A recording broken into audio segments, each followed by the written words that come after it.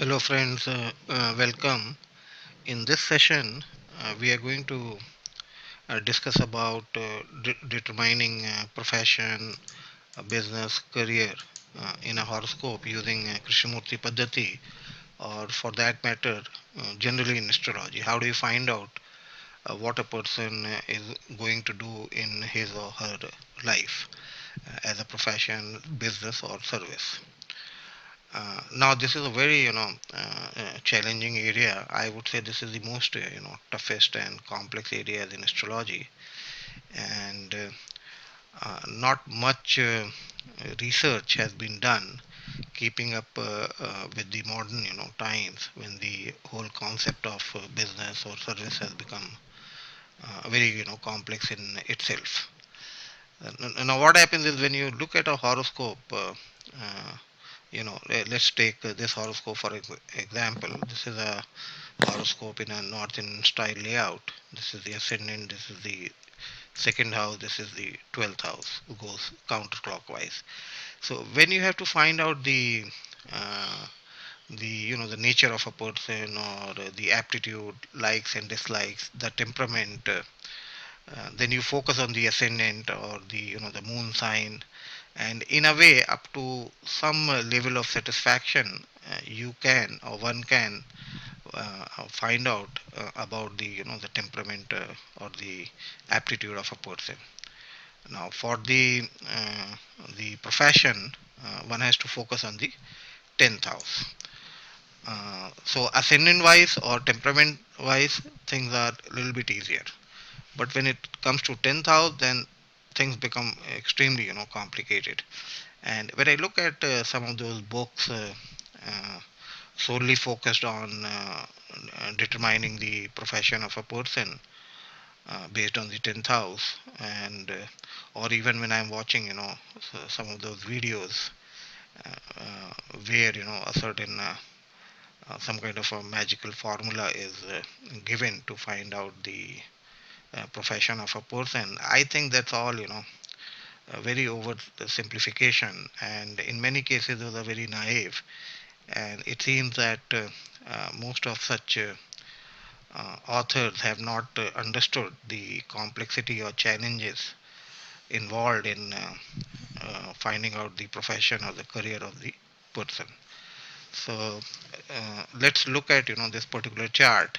Like I mentioned, that when it comes to finding the profession of a person, then the focus is on the 10th house. Of course, there are other charts used, such as the Navas chart, or the D60 chart, or there are other methods like given in the Gemini uh, process. So there are various ways of finding it out, but it seems like the focus is always on the 10th house.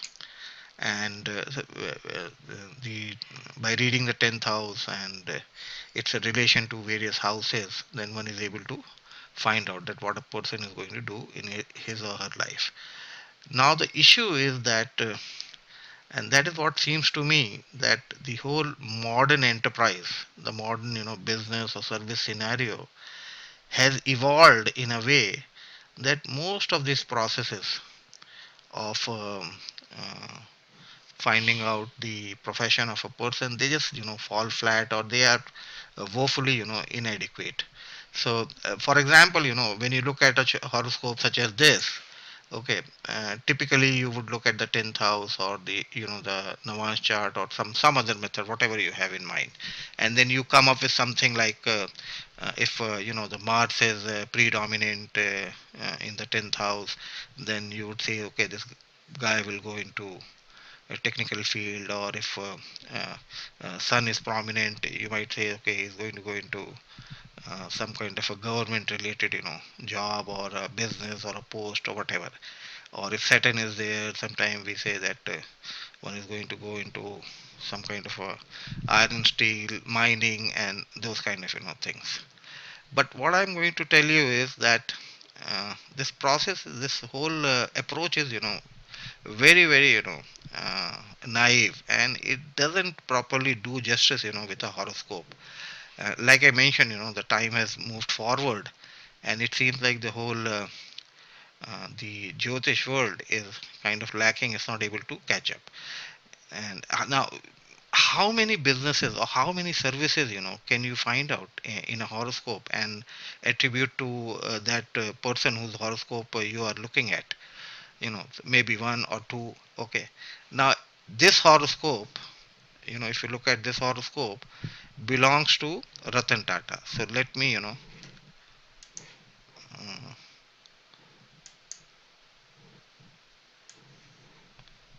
tell you what kind of businesses or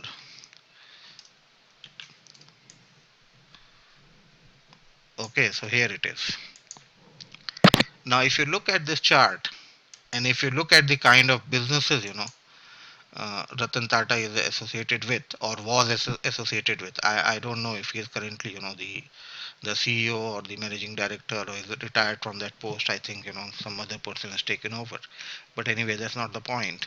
Now, if you look at this chart, this is a complete, this is a small list of businesses that Tatas are doing, and I made this list based on a very longer list on their website. And now, if you see pretty much, any area of life that you can think of, and they are involved in that. They have listed more than 100 businesses, and Ratan Tata, in a way, inherited this the whole Tata empire from his uncle, and so inheritance is also there. And but he served as a or he used to serve as a CEO or the managing director, so he was in a service. But anyway, the kind of businesses that he has been looking after or he has interest into it, just look at it. All kind of planets, right from Sun to Saturn or Rahu, Ketu, you know, any kind of business attached to any kind of planets, then Tatas are into it. So let's quickly look at it. Now, if you look at the second house, and let's say second house has some relationship with the 10th house, or the 10th house has some relationship with the second house, then you say, okay, one might go into what is called as a banking or investment banking, finances, and those kind of things. Tatas are there, they are into investment banking. They are into that kind of a sector. If you look at the third house, and you say, okay, if third house is related with the 10th, one might go into communication or consulting or so Tatas are there into Tata Communication is there, and they have TCS, which is a consulting, services wing of the Tatas. And I forgot to mention, for some of my viewers that Tata is, they are one of the fortune companies based in India, and they have business interest in more than hundreds, types of businesses, various types of businesses. Okay, so let me resume. So third house is also, for printing. So one of the most sophisticated printing press, I guess, in India, the Tatas, they also have that. I'm not sure if they bring out any newspaper or not, but it's not a big deal for them to bring out one. Now let's go into fourth house. The fourth house shows construction and automobile and uh, uh, uh, so those kind of things. So and the hotels and all that. So housing is also shown by the fourth house. Now if you look at there's Tata Motors, they have Indian Hotels, and they're big time into construction also. So all these things are there, and they're building hospitals also. If you go into the fifth house is for the arts and the speculation and those kind of stuff. So I think they're already on the Wall Street and big time into all these stocks and speculation. And they also have these the Center for Performing Arts. So the activities related to fifth house, definitely Tatas are into it. Sixth house is you might say that some kind of medical related activities. So sixth house is Tatas are there into with hospitals and all that. And then seventh house is for alliances or at least in terms of business, it's a major handshaking and those kind of things. Tatas are they have all these international presence, and they acquired companies out of India also. So they do business related to seventh house also. Eighth house is for many things. One is insurance, so Tatas are into insurance, and the ninth house is into religious or educational institutes. And I'm sure Tatas have not built any temples, and I'm not sure about if they built any churches or not. But of course, their contribution in terms of education is huge back in India. They have Tata Institute of Fundamental Research, and they might be having other institutes. I'm not aware of it. 10th house is politics, and I don't know what other businesses are related to it. But fortunately, luckily they are not into politics. So, and 11th house, all social clubs, networking, and things like that. 12th house, for export and all that. So Tatas are big time, into export. And then if you look from the planets, point of view, they are into soap, they are into salt, they are into clothing. I mean, ceramics, chemicals, you name it, and they are into it. And if there is any business, that they are not into it, it doesn't take them much time. They have all the money, and and a very good team, and it won't take them much time to get into that business. So now what happens is that if you just focus on the 10th house, and the the all the magical formulas that based on the Navansh or on the D60, and if you try to find out the profession of the first person, you can see with this example how inadequate that is going to be. So it's going to fall flat. It's not going to work out. Now you might say that this is some kind of a exceptional example, and not everybody has these kind of multifarious activities.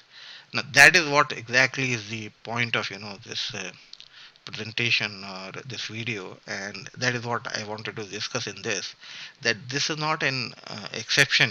This is generally becoming a rule. And now, long back, people used to have just one kind of a business, or they used to stabilize into one kind of a service. But things have changed over a period of time, and now, if you look around, you will find your friends, relatives, colleagues, and so many persons that you might be knowing. They do more than one businesses, or they are into various kind of activities. You just can't have a magical formula and say that this person is just going to stick to this particular service, or a business. A person might have more than one businesses.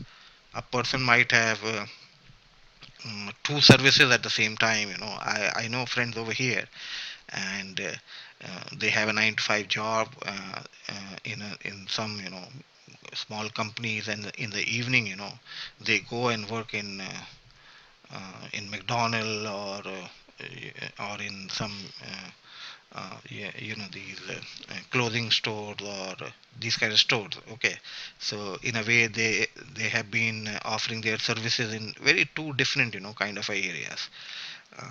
In the morning they might be just doing shipping and handling for some company, and in the evening they might be working in some restaurant, who knows. So these are two very different areas. And then you might have I have one of my friends. He works for a government department, 9 to 5, and but he has his own business, and he has set up an online business. So when he comes home, and he devotes 2 3 hours in that business, so he is into business and he is into service.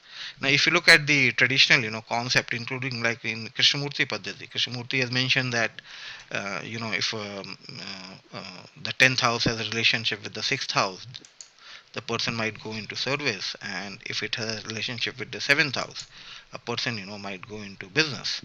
But it doesn't seem to, work these days. And like I told you, the whole boundary between the business and service is kind of fizzling out, and you see all these examples all the time. And I have one of my relatives, and he works as a salesperson for a big company, and that's his 9 to 5 job. And then in the evening, he becomes a stockbroker, and he invests big time in all these stocks. And I guess he made he must have made a plenty of money, from that business. So people are doing business and service. People are doing two services at the same time. People are doing multiple businesses. People are doing multiple services. So what I'm trying to say is that the wheel of the Kalpurish, the wheel of the time that has moved forward, and it has started giving all these opportunities to a person. It's not only about Ratan Tata, getting into so many activities, and it's about a ordinary, person. They get into, so many activities at the same time. I know one of my friends. He is a IS officer back in India, and but he is a very good writer also, and so he publishes his article, books, and I guess he is able to make some money out of that. So, so the problem is that how do you then define, the profession, what a person is going to, do in life.